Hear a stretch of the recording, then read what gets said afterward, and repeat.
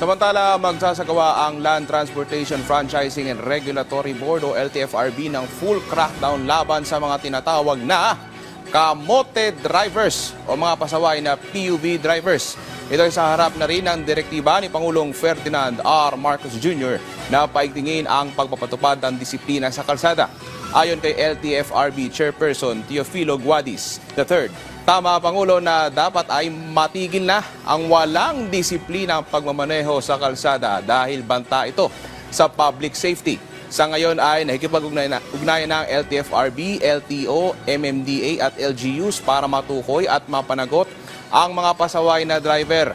Ang mga franchise holder na mabibigo umano na makontrol ay kanilang mga driver ay maaaring maharap sa administrative charges at posibleng mapatawan ng preventive suspension.